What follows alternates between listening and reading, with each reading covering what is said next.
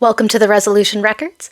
I'm your host, Jess. Let's get after it. So the color du jour is Holo Tacos Toe Beans. And I'm starting out with 2 coats of Dermalex Makeover for a base coat and to prevent staining. Oh my god, it is so weird to be doing this on camera. While this first coat is drying, let's go over what the goals are. Alright, so we've got front splits, losing some weight, doing a no/low buy, and lastly, reading 25 books for 2025. I read 24 last year, so I'm pretty confident that I can get this one. I don't think I anticipated how weird it was going to be to have to wait while my nails dried to talk to y'all. Usually I have like a YouTube video going while I'm doing this, but now I'm the one making the YouTube video, which is really exciting.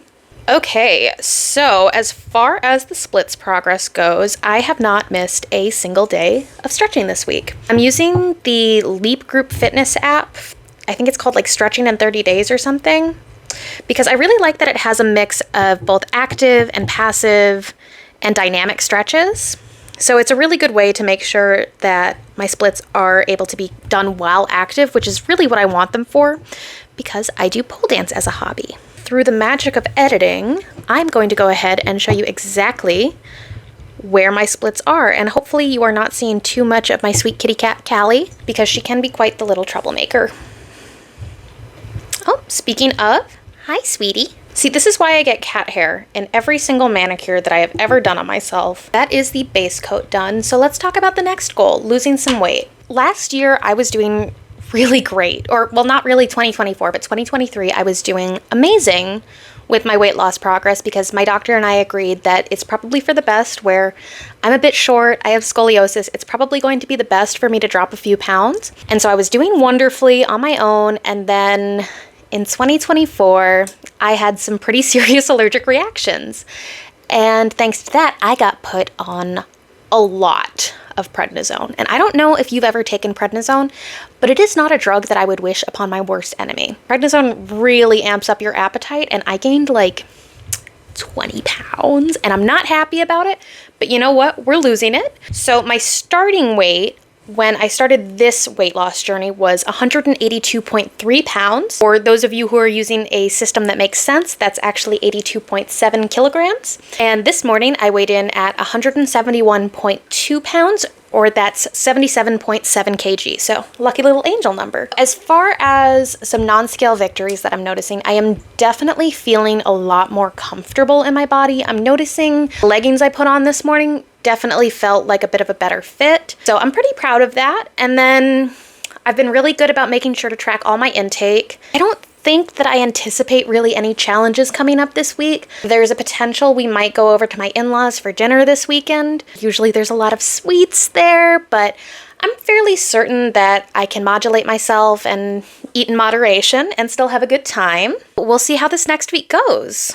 And it's time to start in with the color, and I'm going to talk to you a bit about my no/low buy. The reason that I started this whole thing, oh my gosh, this color is so pretty, was because I just feel like I have been so influenced by, well, influencers on the internet over the past like couple years, and I definitely have more stuff than I need, and I think that this year I really want to try and express more gratitude for the things that I already own. So I decided with one of my best friends who lives in Milwaukee, and I'll put her URL here, or her username here, so you can go follow her on YouTube. She has a BookTube account, and trust me, Lucy will never steer you wrong when it comes to book recommendations. So anyway, we decided that we were going to do a no or low buy this year because she wants to save some more money, and I mean, who doesn't want to save more money? But I just really want to cultivate some more gratitude for the things that I already have because I have more than enough, and I think that it would be good for me to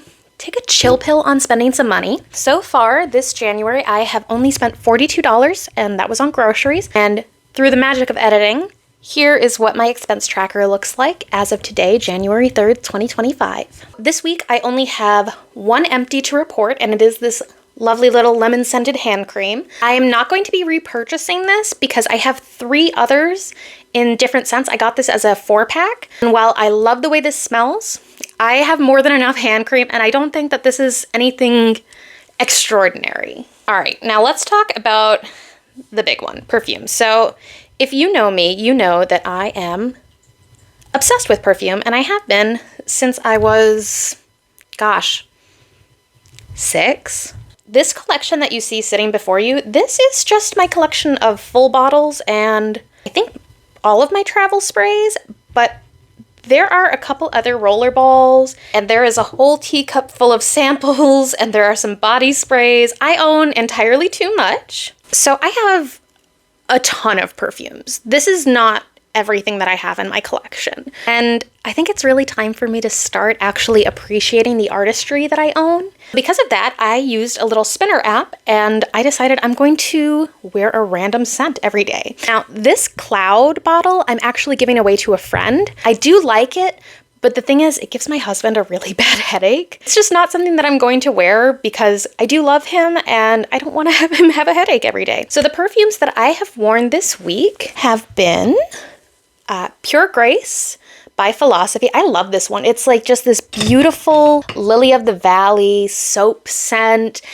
And it really is just, it's like when you go to a hotel and they have that fancy little soap that you definitely steal. I mean, I know it's technically complimentary, but it's as close to crime as I'll ever get. It just smells so luxurious and clean, and on like a hot summer's day, it is such a great scent. And then I have also worn Ariana Grande Ari. I am a victim of the gourmand girly crisis. I have always loved super sweet, sparkling scents, and Ari kind of ticks all of my boxes. So raspberry, grapefruit, I think it has some pear, and then there's like a base of marshmallow. So it creates this almost like champagne-like kind of scent to me. Like not like a true champagne, but like what you thought champagne was when you were a kid, and then you grew up and you had it like at your first wedding, and you realize this is maybe not as good as the adults are pretending it is. And then today I am wearing Ariana Grande, God is a Woman, because I found out that I really like pear scents. I tried out